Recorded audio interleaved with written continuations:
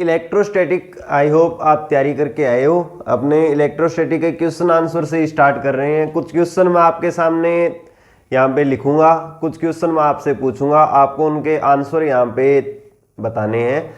ठीक है, direct one liners question होंगे, एक लाइन में जिनके आंसर हो। ज़्यादा से ज़्यादा आपको अगर बड़ा क्वेश्चन होगा तो ऑप्शंस मिल जाएंगे, न्यूमेरिकल होंगे।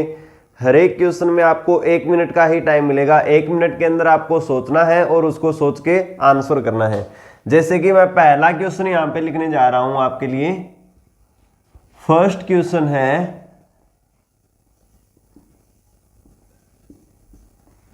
जब किसी चालक को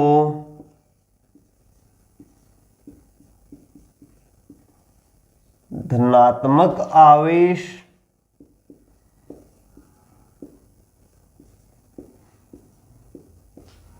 दिया जाता है तब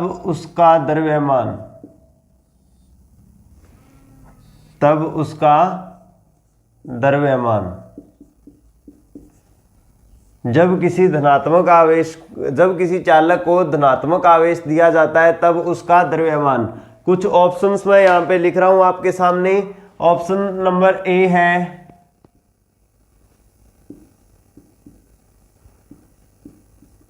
बढ़ जाता है, ऑप्शन बी है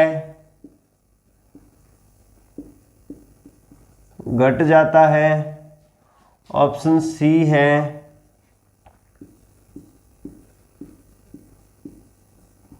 अपरिवर्तित रहता है, ऑप्शन डी है चालक की प्रवृत्ति पर निर्भर करता है।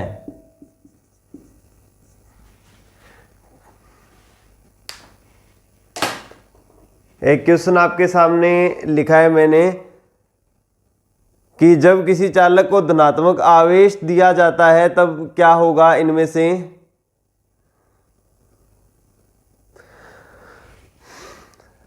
आंसर आना आपके स्टार्ट हो गए हैं। पहला आपका आंसर है घट जाता है, दूसरा कमल कुमार डिक्रीज होता है, आंचल बी, एकेंदर सी यानी अपरिवर्तित रहता है, अंजलि ए यानी बढ़ जाता है, गौरी शंकर बी, सोनू बी, ललित, गौरव। ओके, चलिए अब यहाँ पे इस क्वेश्चन को अपने साथ के साथ सॉल्व करते हैं। क्वेश्चन में देखिए, किसी चालक को धनात्मक आवेश दिया जाता है। धनात्मक आवेश दिया जाने का यहाँ पे मतलब है कि किसी भी चालक से इलेक्ट्रॉन अपने बाहर निकाल रहे हैं। इलेक्ट्रॉन अपने बाहर निकाल रहे हैं चालक से, तो वहां पे क्या होगा, इलेक्ट्रॉन बाहर निकालने के कारण वहां पे एक कंडीशन होगी, इलेक्ट्रॉन बाहर निकलेंगे, कितना भी आवेश दिया जाए उसके बराबर इलेक्ट्रॉन क्या होंगे, इस कंडीशन में इलेक्ट्रॉन बाहर निकले जाएंगे। जैसे इलेक्ट्रॉन बाहर निकलेंगे तो इलेक्ट्रॉन, जितने इलेक्ट्रॉन बाहर निकलेंगे उनके सापेक्ष या उनके द्रव्यमान के सापेक्ष द्रव्यमान की क्या हो जाएगी, वहां पे कमी हो जाएगी। धनात्मक आवेश का अपने आप में खुद में कोई मतलब नहीं है जब तक अपने होल्स की बात नहीं करते। और वहां पे धनात्मक आवेश, होल्स की कंडीशन हो या कोई भी कंडीशन हो, धनात्मक आवेश का एक ही मतलब होता है इलेक्ट्रॉन की कमी। धनात्मक आवेश हमेशा बताता है इलेक्ट्रॉन की कमी। इलेक्ट्रॉन की कमी होगी तो वहां पे ऑब्वियस सी बात है द्रव्यमान की भी क्या हो जाएगी, कमी हो जाएगी। तो ऑप्शन बी क्या हो जाएगा, इसका राइट आंसर हो जाएगा। फर्स्ट क्वेश्चन था। सेकंड क्वेश्चन की ओर चलते हैं। चलिए सेकंड क्वेश्चन मैं यहां पे लिख रहा हूं। आपने कूलाम के नियम के बारे में पढ़ा है। कूलाम के नियम के लिए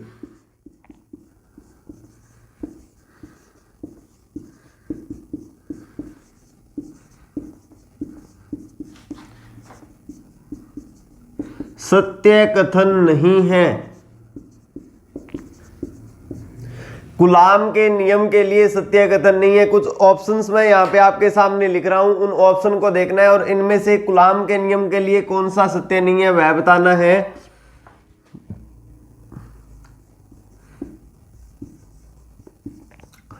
यह व्युत्क्रम वर्ग नियम का पालन करता है।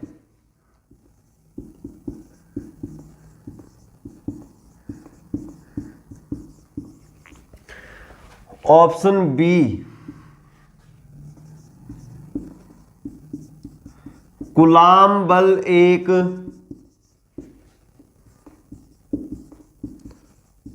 संरक्षी बल है। ऑप्शन बी है कूलाम बल एक संरक्षी बल है।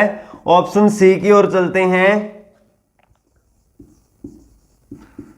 कूलाम बल एक केंद्रीय बल है।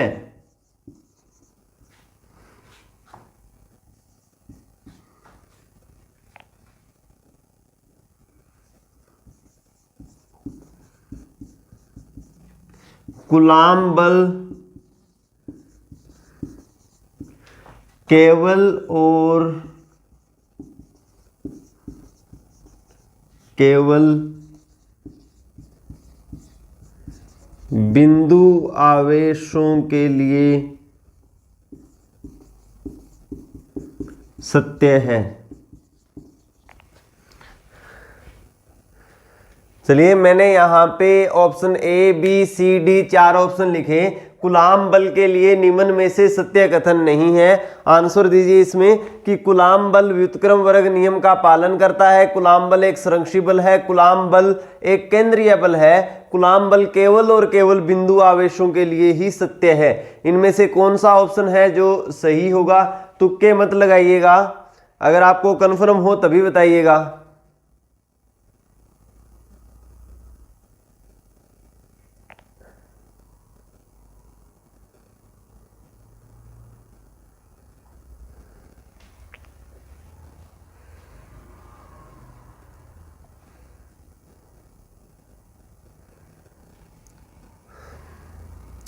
जी जल्दी आंसर दीजिए।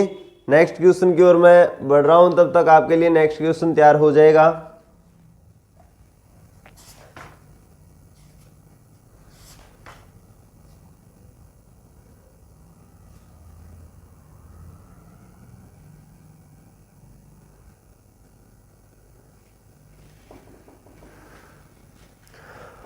आंसर आपके आ रहे हैं, Nitika option D, Prakash Saini option C, Bharat Kumar सी, गौरव सी, सुप्रीत, कल्पना, नीतू, हिमांशी, कृष्ण, ललित, भावना, सोनू, अनीता। अच्छा, मोस्टली आंसर आपके सी रिलेटेड आ रहे हैं। रतिराम ऑप्शन डी, भावना जोशी ऑप्शन डी। ओके, चलिए इसके बारे में अपने पढ़ते हैं। इसके बारे में सत्य कथन कौन सा है? पहला, यह व्युत्क्रम वर्ग नियम का पालन करता है। व्युत्क्रम वर्ग नियम के पालन करने का मतलब है कूलाम बल जो है वो 1/r² के समानुपाती होता है। बात एकदम सही है, यानी कि ये सत्य कथन है। कूलाम बल एक संरक्षी बल है। कूलाम बल एक संरक्षी बल होने का मतलब है कि कूलाम बल के कारण किया गया जो कार्य होगा वो पथ पे निर्भर नहीं करना चाहिए। अदरवाइज अपने इसको इस प्रकार से बोल सकते हैं कि कूलाम बल के कारण जो गतिज ऊर्जा होगी वो कन्वर्ट होगी स्थितिज ऊर्जा में, और स्थितिज ऊर्जा कन्वर्ट होगी गतिज ऊर्जा में। एकदम सत्य कथन है ये भी। तीसरे कथन की अपने बात करते हैं, कूलाम बल एक केंद्रीय बल है। कूलाम बल एक केंद्रीय बल है। यहां पे आपको थोड़ा सा ध्यान रखना है, कूलाम बल एक केंद्रीय बल होता है, एकदम सही कथन है। यहाँ पे कूलाम बल एक केंद्रीय बल है। केंद्रीय बल का मतलब होता है जो एक बिंदु के सापेक्ष कार्यरत होता है। इसका सबसे अच्छा एग्जाम्पल आप लेकर के चल सकते हो अल्फा कण प्रकीर्णन प्रयोग।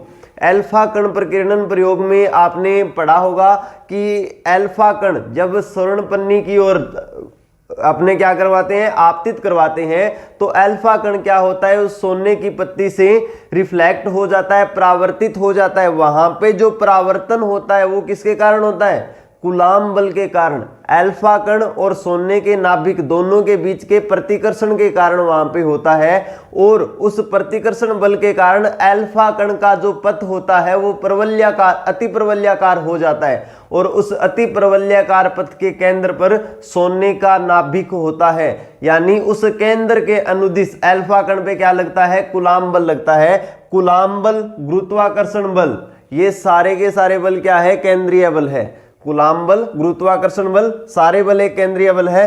कूलाम बल केवल और केवल बिंदु आवेशों के लिए ही सत्य है, नहीं, केवल और केवल बिंदु आवेशों के लिए सत्य नहीं है। अपने जरूरी नहीं कि कूलाम बल को बिंदु आवेशों के लिए ही अप्लाई करें, आवेश का एक वितरण होता है, उसके लिए भी कूलाम के नियम को अपने अप्लाई कर सकते हैं। हमने किया भी है, जब एक चद्दर हो अपने पास दी हुई, उसके कारण विद्युत क्षेत्र की तीव्रता भी हमने कूलाम के नियम की सहायता से ज्ञात की है। एक गोला हो, एक समान रूप से आवेशित गोला, उसके लिए भी हमने कूलाम के नियम से ही कैलकुलेशन की है। तो कूलाम का नियम है जो केवल और केवल बिंदु आवेशों के लिए सत्य है, ये जरूरी नहीं है। लेकिन वहां पे क्या होगा, बिंदु आवेशों के अलावा अगर आवेशों का एक वितरण है, तब कूलाम का जो व्यापक रूप है उसको समाकलन की सहायता से प्राप्त किया जाता है, समाकलन की सहायता से।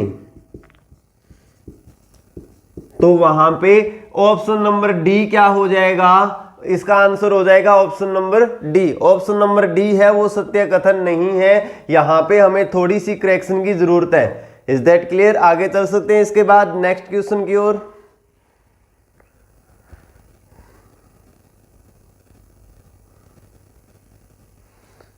ओके, चलिए नेक्स्ट क्वेश्चन की ओर चलते हैं अपने। थर्ड क्वेश्चन, चलिए थर्ड क्वेश्चन मैं यहां पे लिखता हूं, विद्युत बल रेखाओं के लिए, विद्युत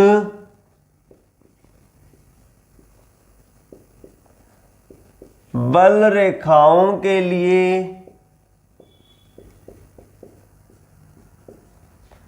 सत्य कथन नहीं है। विद्युत बल रेखाओं के लिए सत्य कथन नहीं है। कुछ कथन मैं यहां पे आपके सामने लिख रहा हूं, उनमें से देख करके आपको बताना है इनमें से कौन सा कथन ऐसा है जो विद्युत बल रेखाओं के लिए नहीं है। ऑप्शन नंबर मैं सबसे पहले ए लिखता हूं,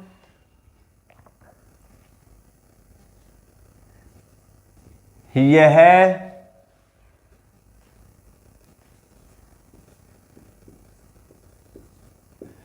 धनावेश से निकलकर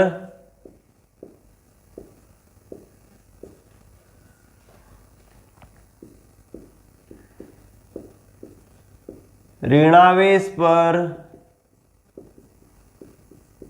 समाप्त होती है। ऑप्शन नंबर बी मैं यहां पे लिख रहा हूं, विद्युत बल रेखाओं पर खींची गई स्पर्श रेखा, पूरी लाइन नहीं लिख रहा मैं, इतना यहां से स्टार्ट कर रहा हूं। स्पर्श रेखा जो होती है, विद्युत बल रेखाओं के किसी भी बिंदु पर खींची गई स्पर्श रेखा, उस बिंदु पर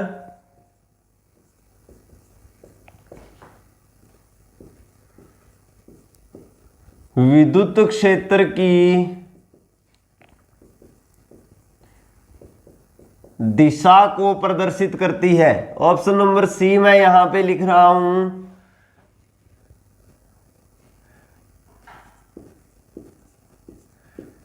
विद्युत बल रेखा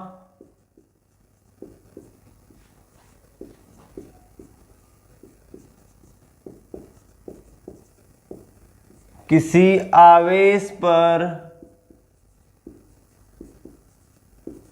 बल के कारण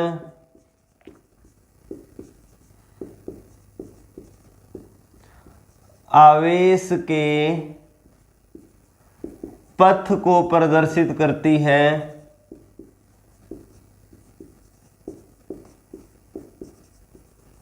ऑप्शन नंबर डी और सुनिएगा, जो स्पर्श रेखा होती है उसके लिए ही है एकांक धनावेश पर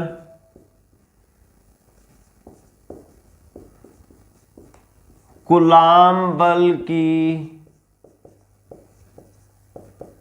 दिशा को प्रदर्शित करती है। देखिए, विद्युत बल रेखाओं के लिए हमने जाना है कि विद्युत बल रेखाएं एक क्षेत्र रेखा होती है, ना कि बल रेखा। उसके लिए मैंने पूछा है सत्य कथन कौन सा है। ऑप्शन ए है धनावेश से निकलकर ऋणावेश पर समाप्त होती है। ऑप्शन बी है स्पर्श रेखा उस बिंदु पर विद्युत क्षेत्र की दिशा को प्रदर्शित करती है। ऑप्शन नंबर सी है विद्युत बल रेखा किसी आवेश पर बल के कारण उस आवेश के पथ को प्रदर्शित करती है। और ऑप्शन डी है जो स्पर्श रेखा होती है वो एकांक धनावेश पर लगने वाले विद्युत बल की दिशा को प्रदर्शित करती है। अब इन चारों ऑप्शन में से आपको एक ऑप्शन बताना है, बताइए कौन सा होगा।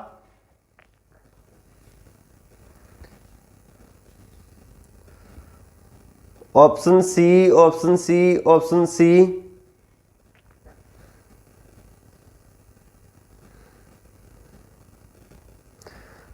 सोच के आंसर दीजिएगा, सीधा आंसर मत दीजिए। Option D Prakash Saini, Himanshi Soni, option D.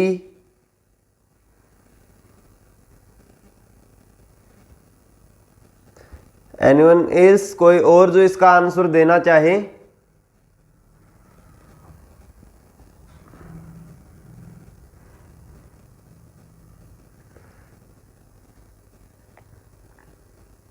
कमल कुमार, ऑप्शन नंबर डी।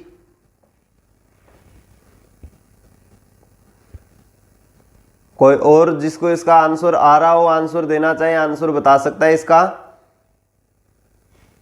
चलिए अपने इसके अब आंसर की चर्चा कर लेते हैं। विद्युत बल रेखाओं के लिए सत्य कथन नहीं है। पहला कथन आप सारे एकदम श्योर थे कि धनावेश से निकलकर ऋणावेश पर समाप्त होती है, ठीक है। दूसरे की बात करते हैं। पहले कथन से आपको एक निष्कर्ष यहां पर देखने को मिलता है जो आपको ध्यान में रखना है कि ये धनावेश से निकल के ऋणावेश पर खत्म होती है। इसका मतलब है विद्युत क्षेत्र रेखा या विद्युत बल रेखा जिस आवेश से निकलेगी उस आवेश पर कभी भी समाप्त नहीं होती, यानी ये एक बंद लूप नहीं बनाती। धनावेश से निकलेगी तो या तो अनंत तक जाएगी या फिर ऋणावेश तक जाएगी, लेकिन उसी आवेश पर लौटकर वापस नहीं आ सकती, बंद लूप नहीं बनाती। ऑप्शन बी स्पर्श रेखा उस बिंदु पर विद्युत क्षेत्र की तीव्रता को प्रदर्शित करती है। एकदम सही कथन है कि किसी भी विद्युत क्षेत्र रेखाओं के किसी भी पथ पर खींची गई स्पर्श रेखा होती है वो उस बिंदु पर विद्युत क्षेत्र की दिशा को प्रदर्शित करती है।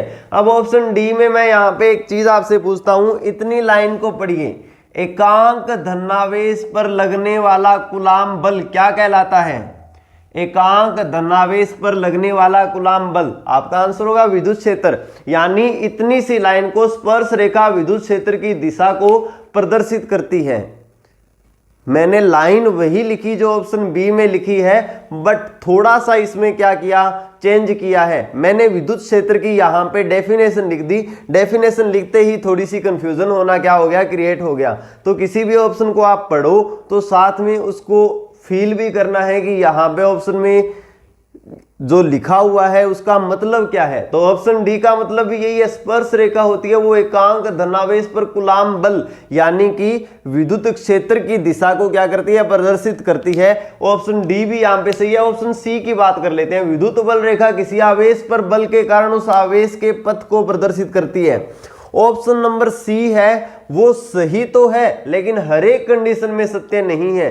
कौन सी कंडीशन में सत्य नहीं है और कौन सी कंडीशन में सत्य है? सत्य तब होगा जब वहां पर केवल एक ही आवेश हो। अगर केवल एक ही आवेश हो, उस आवेश के कारण दूसरे आवेश को जब रखा जाएगा तो वो आवेश क्या करेगा, एक बल का अनुभव करेगा। बल का अनुभव करेगा तो वो गति करेगा और गति करेगा उस विद्युत क्षेत्र रेखा की दिशा में, एकदम सीधी सीधी रेखा में। लेकिन जब वहां पे क्या हो, बहुत सारे आवेश हो, जैसे कि एक हो गया पॉजिटिव चार्ज, एक हो गया नेगेटिव चार्ज, तब विद्युत बल रेखा या विद्युत क्षेत्र रेखा क्या बनाएगी, एक बंद वक्र बनाएगी, एक वक्राकार पथ बनाएगी जिसे लचकदार डोरियों से क्या किया जा सकता है, प्रदर्शित किया जा सकता है। जब बंद वक्र बनाएगी तो मान लीजिए ये आवेश है वो इसके अनुदिश गति कर रहा है। अगर ये आवेश इसके अनुदिश गति कर रहा है तो यहाँ पे वक्राकार पथ पर किसी भी आवेश को गति करने के लिए कूलाम बल के अलावा, कूलाम बल तो उसका स्पर्श रेखीय बल हो जाएगा, कूलाम बल के अलावा एक और बल चाहिए जिसे कहते हैं अपने अभिकेंद्रीय बल, जिसे कहेंगे अपने अभिकेंद्रीय बल। अभिकेंद्रीय बल का यहां पर कोई भी घटक नहीं होगा। यहां तक कोई भी डाउट हो तो डाउट को आप पूछ सकते हो।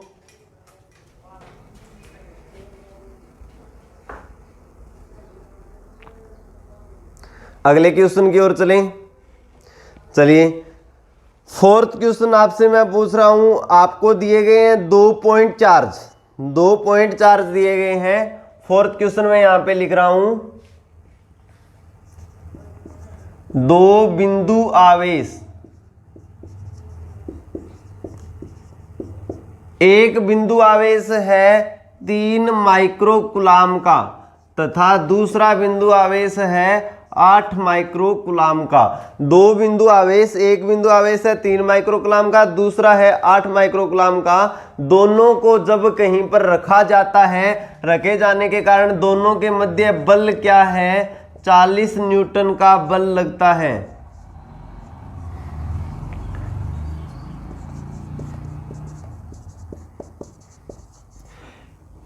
यदि क्या कर दें, यदि प्रत्येक में -5 माइक्रो कूलाम आवेश जोड़ दिया जाए, -5 माइक्रो कूलाम आवेश जोड़ दिया जाए, तब बल क्या होगा।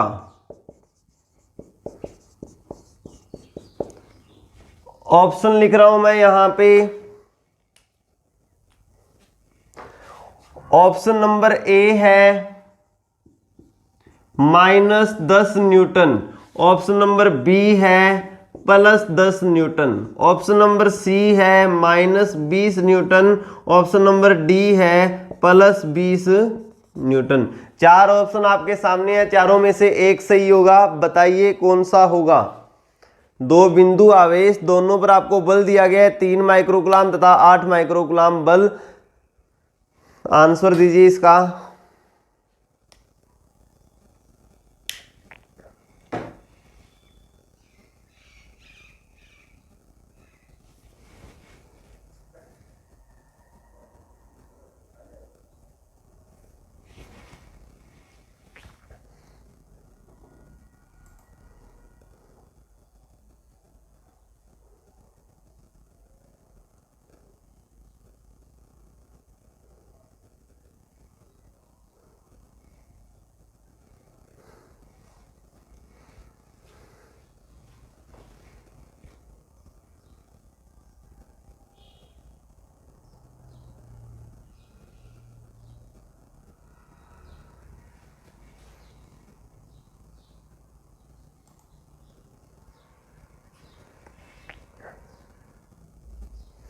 अंजलि का आंसर आया है ऑप्शन ए।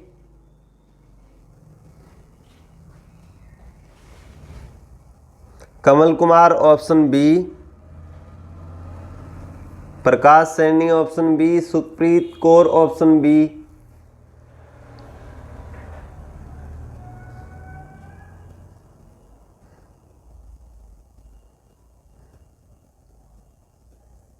Happy option B. कोई और जो इसका आंसर देना चाहे जल्दी से बताइए क्या होगा।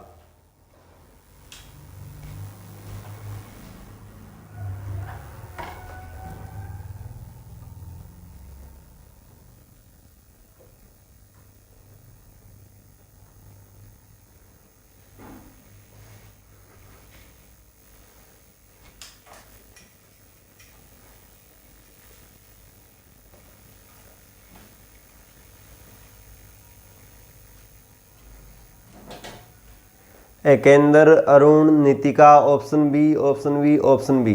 चलिए अब इसके बारे में अपने थोड़ा सा देख लेते हैं क्या होगा। देखिए अब की बार आपके एग्जाम के अंदर इन क्वेश्चंस को ऐड किया गया है। जो आपके क्वेश्चन हैं, छोटे क्वेश्चन आएंगे कैलकुलेशन के लिए, छोटे क्वेश्चन आएंगे इनमें कैंसिलेशन मेथड ज्यादा इंपॉर्टेंट हो जाता है। -5 माइक्रोकूलम ऐड किया गया, -5 अगर +3 में आप ऐड करोगे तो आंसर आएगा आपके पास -2 माइक्रोकूलम। आएगा कि नहीं आएगा? आएगा ना। दोनों को ऐड करेंगे तो आवेश क्या है? बीजगणितीय योग के नियमों का पालन करने वाली एक भौतिक राशि है। तो दोनों क्या करेंगे? बीजगणितीय योग 3 और -5 को सीधा जोड़ दोगे तो आंसर आएगा -2 माइक्रोकूलम।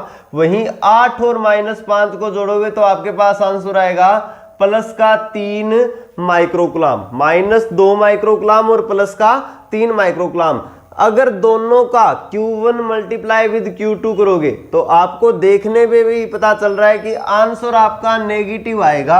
आंसर क्या आएगा आपका? नेगेटिव। यानी ये ऑप्शन कैंसिल हो जाएगा और डी ऑप्शन भी क्या हो जाएगा? कैंसिल हो जाएगा। सबसे पहला मेथड है क्वेश्चन को सॉल्व करने का कैंसिलेशन मेथड। जो ऑप्शन कैंसिल हो रहा है उसको ऑप्शन को कैंसिल कर दीजिए। ये दोनों ऑप्शन आपके नहीं हो सकते। अब चॉइस आपके पास दो बची, या तो ऑप्शन ए होगा या फिर ऑप्शन बी होगा। ए और बी के अंदर आपको शायद कोई भी कंफ्यूजन नहीं होगी, सॉरी ए और सी के अंदर आपको कोई कंफ्यूजन नहीं होगी। जिसने भी बी आंसर दिया है थोड़ा सा आप अपनी कैलकुलेशन को वापस चेक कीजिए, आपके पास एग्जैक्ट आंसर बन जाएगा यहाँ पे। अगर इसको कैलकुलेट करना चाहें तो कैलकुलेट किस प्रकार से कर सकते हैं वो भी आप देख लीजिए यहाँ पे साथ में। देखिए मैं आपको बताता हूं, आपको पता है बल का फॉर्मूला क्या होता है? K Q1 अपॉन में R²। इसकी वैल्यू आपको दे रखी है 40। ठीक है, इसकी वैल्यू कितनी दे रखी है आपको? 40। Q1 Q2 का मान दे रखा है, यानी K अपॉन में R² को आप क्या लिख सकते हो? 40 Q1 Q2। अब आपको इन दोनों के बीच में बल को निकालना था। F का फॉर्मूला हो जाएगा K Q1 days Q2 days upon में R²। K अपॉन में R² की जगह लिख दीजिए 40 अपॉन में Q1 Q2 और ऊपर लिख दीजिए Q1 डेज Q2 डेज। अब कैलकुलेट कीजिए, 40 मल्टीप्लाई विद Q1 डेज कितना है? -2 microcoulomb multiply with Q2 days कितना है? +3 माइक्रोकूलम डिवाइड विद पहले का Q1 कितना था? 3 माइक्रोकूलम और अब का Q2 कितना है? 8 माइक्रोकूलम। माइक्रो से माइक्रो कैंसिल हो जाएंगे, 8 5 40, 3 से 3 कैंसिल हो जाएगा। आंसर आएगा -10 न्यूटन। आंसर क्या आ जाएगा? -10 न्यूटन आंसर हो जाएगा इसका ऑप्शन नंबर ए। कोई डाउट हो तो उस डाउट को आप पूछ सकते हो यहां पे।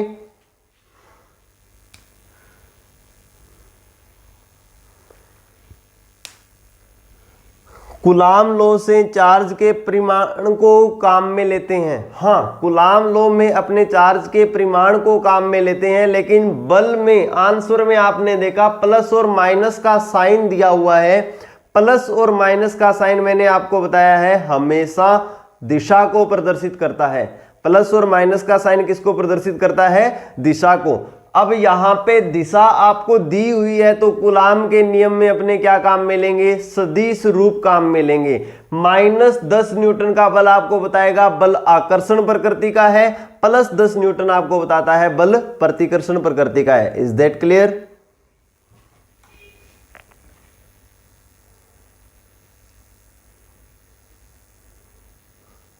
आगे चल सकते हैं। नेक्स्ट क्वेश्चन बहुत ही इंपॉर्टेंट और बहुत ही इंटरेस्टिंग क्वेश्चन मैं आपके सामने लिख रहा हूं। 5th क्वेश्चन को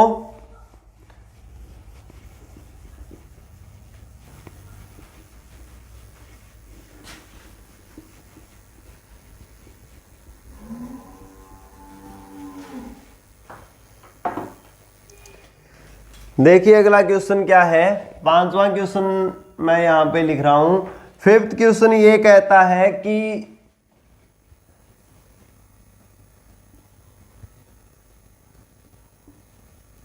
K Q1 Q2 अपॉन में G M1 M2 की विमा क्या होगी? एक लाइन का आपको क्वेश्चन पूछा है, जल्दी से इसका आंसर लिख दीजिए। K Q1 Q2 अपॉन में G M1 M2 इसकी विमा क्या होगी? जल्दी से बताइए। आ सकता है आपके एग्जाम के अंदर इनकी विमा को फाइंड करना।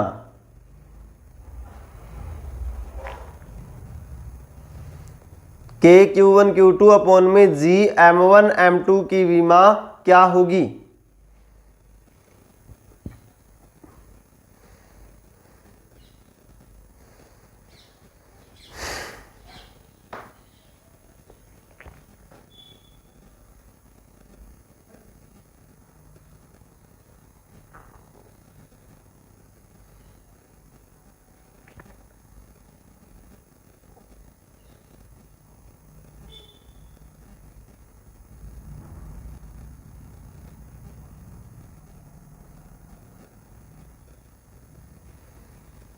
जल्दी कीजिए।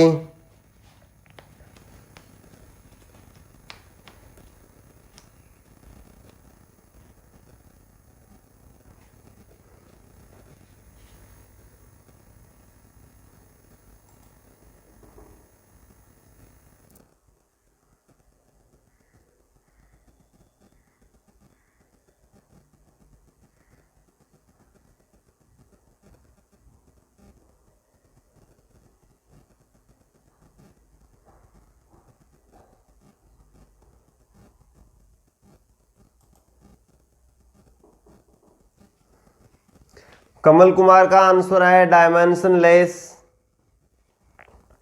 गौरी शंकर आंसर है dimension less.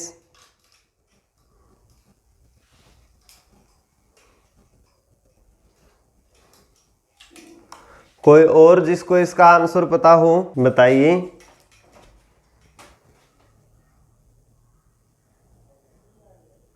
Anjali M-1L2, Anjali का आंसर है M-1L2। एनीवन एल्स जो इसका आंसर देना चाहे?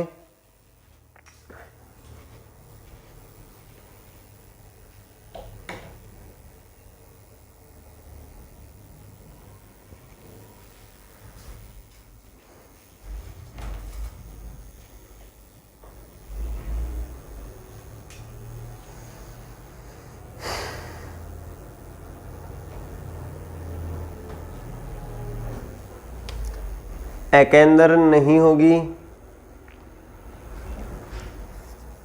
चलिए इसकी कैलकुलेशन अपने देखते हैं। मैंने देखिए यहाँ पे दो क्वांटिटी रखी है और दोनों ही क्वांटिटी अगर आप ध्यान से देखोगे तो एक कूलाम बल और दूसरा न्यूटन का जो गुरुत्वाकर्षण का नियम है उससे गुरुत्वाकर्षण बल को डिफाइन कर रहा है। पहली क्वांटिटी के लिए मैं ऐसे लिख सकता हूं F बराबर KQ1 Q2 अपॉन में G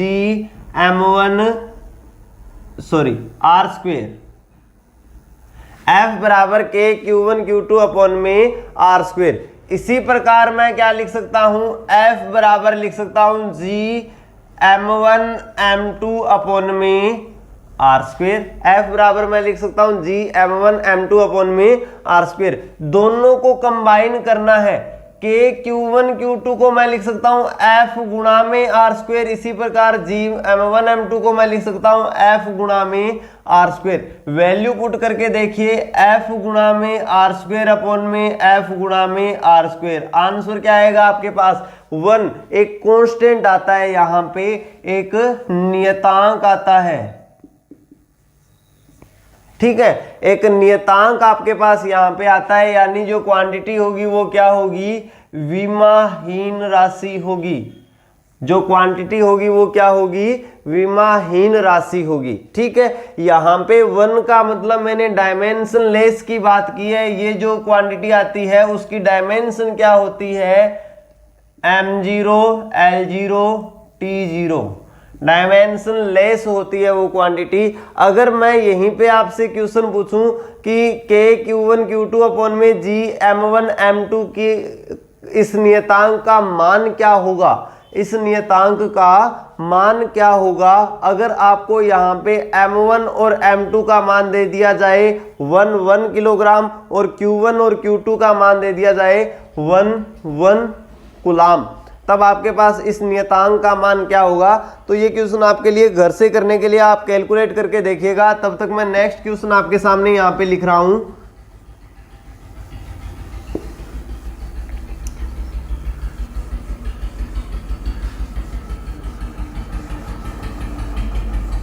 इस क्वेश्चन में हमने कैलकुलेशन, पूरे चैप्टर को आपने पढ़ा है, तो चैप्टर के अंदर जब विद्युत क्षेत्र और कूलाम के बल दोनों की बात आ जाती है, उसके बाद में अगला इंपॉर्टेंट टॉपिक होता है विद्युत द्विध्रुव। विद्युत द्विध्रुव से रिलेटेड आपसे कुछ क्वेश्चन पूछ लेता हूं मैं।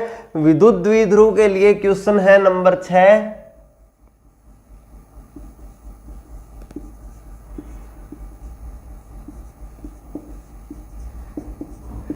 विद्युत द्विध्रुव के लिए सत्य कथन नहीं है। विद्युत द्विध्रुव के लिए सत्य कथन नहीं है। आपने इसमें दो चीजें पढ़ी है, उन दोनों से रिलेटेड मैं 4 ऑप्शन दे रहा हूं। इसके अक्ष पर ई की दिशा, इसके अक्ष पर स्थित किसी बिंदु पर ई की दिशा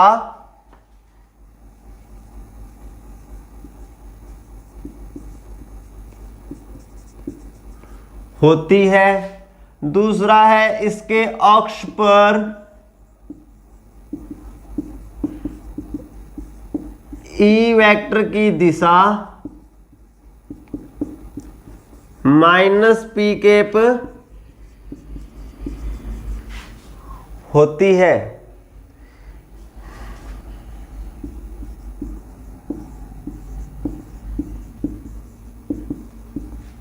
इसके निरक्ष पर ई सदिश की दिशा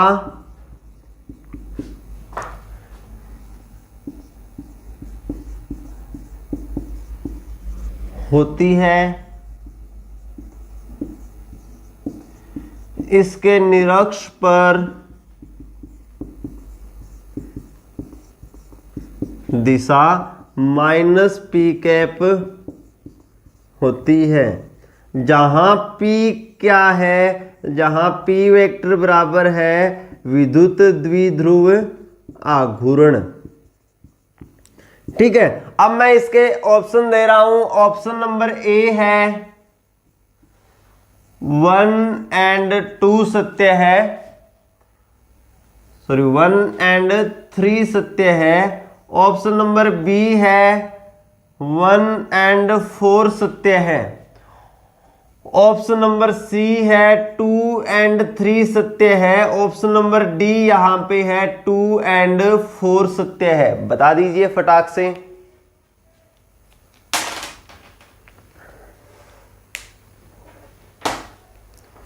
एक क्वेश्चन मैंने लिखा, विद्युत द्विध्रुव के लिए सत्य कथन नहीं है।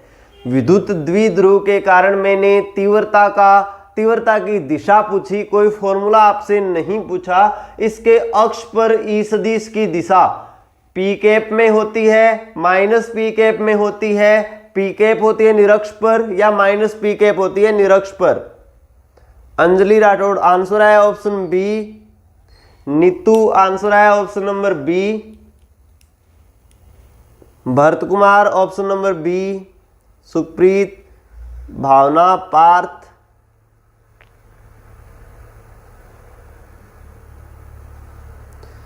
ये क्वेश्चन यहाँ पे लिखने का एक ही मेरा टारगेट है कि जब आपके एग्जाम में विद्युत द्विध्रुव से रिलेटेड कोई भी कैलकुलेशन करने के लिए आए, पूरी कैलकुलेशन आप एकदम सही करो, लेकिन लास्ट में तीव्रता की दिशा अगर आप गलत लगा देते हो तो केवल आप फॉर्मूले का नंबर ही वहां पे प्राप्त करते हो, जो आप स्टार्टिंग में लिखते हो के क्यू अपॉन में आर स्क्वेयर। आधा नंबर आप वहां पे प्राप्त करते हो, पूरी की पूरी कैलकुलेशन आप गलत कर देते हो। इसलिए आपको ध्यान रखना है कौन से के लिए दिशा कौन सी होती है, अक्ष पर दिशा क्या होती है और निरक्ष पर दिशा क्या होती है। आंसर के अंदर आपके पास वो प्लस या माइनस का साइन वहां पर मेंशन होना चाहिए। कमल Kumar option number C.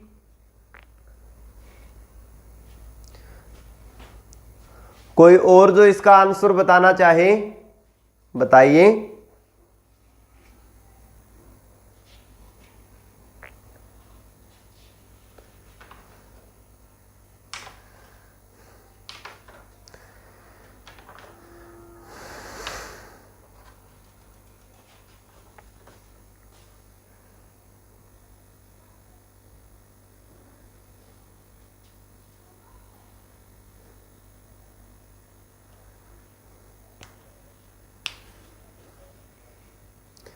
Option B Lalit योगी नीतिका, ऑप्शन नंबर बी। चलिए इसके लिए आपको याद रखना है कि अक्ष पर जो तीव्रता होती है वो पी कैप की डायरेक्शन में होती है और निरक्ष पर जो तीव्रता होती है वो माइनस पी कैप की डायरेक्शन में होती है। ऑप्शन नंबर बी क्या हो जाएगा इसका राइट हो जाएगा। ऑप्शन नंबर बी क्या हो जाएगा इसका राइट। यहीं पर आप एक चीज और याद रख सकते हो, आपने अक्ष और निरक्ष के लिए काउंट किया होगा। अक्ष पर तीव्रता होती है ई, अक्ष पर तीव्रता बराबर होती है ई निरक्ष पर तीव्रता। अब यहां पे एक कांस्टेंट n आता है, इस n की वैल्यू क्या होगी? अगर किसी भी द्युत द्विध्रुव के केंद्र से समान दूरी पर अक्ष और निरक्ष की अपने बात करें तो अक्ष और निरक्ष की तीव्रता के बीच में ये संबंध आपको प्राप्त होता है। इस n का मान क्या होगा जल्दी से बता दीजिए। लास्ट क्वेश्चन,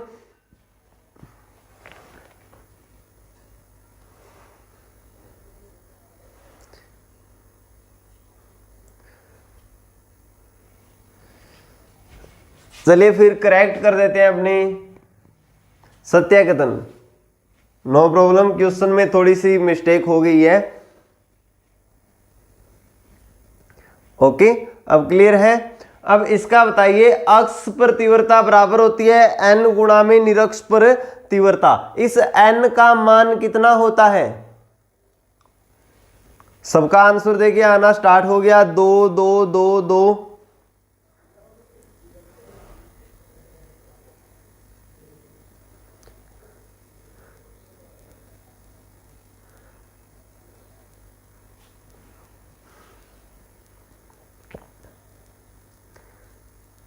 अंजलि यहाँ पे प्लस और माइनस का साइन अपने नहीं लगाएंगे क्योंकि मैंने यहाँ पे वेक्टर को मेंशन नहीं किया है। ई वेक्टर अक्ष और ई वेक्टर निरक्ष को मेंशन नहीं किया है यहाँ पे, तो अपने प्लस और माइनस का साइन नहीं लगाएंगे। ओके, हाँ कमल कुमार बताइए यहाँ पे n का मान कितना होगा?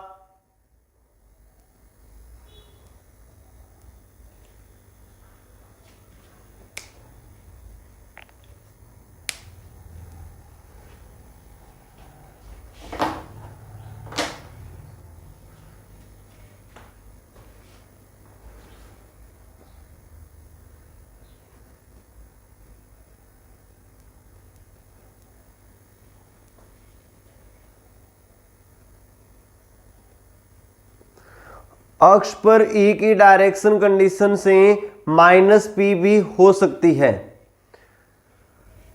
हाँ, अक्ष पर ई की डायरेक्शन जो होती है वो माइनस पी भी हो सकती है। आप एक काम कीजिएगा, कैलकुलेशन थोड़ी सी करके देखिएगा और श्योर कीजिएगा माइनस पी की डायरेक्शन वहां पर आती है या प्लस पी की डायरेक्शन आती है, चेक करके देखिए। ओके, तो आई होप आपके सामने ये जो 6-7 क्वेश्चन जो अपने इतने टाइम में 40 मिनट में कर सकते थे हमने यहाँ पे क्लियर किए। इनके अंदर कोई भी डाउट आपको हो तो आप पूछ सकते हो। इलेक्ट्रोस्टैटिक के लिए ये फर्स्ट जो आपका चैप्टर है उसको एक बार के लिए यहाँ पे क्लियर करके पूरा एकदम और छोड़ दीजिए।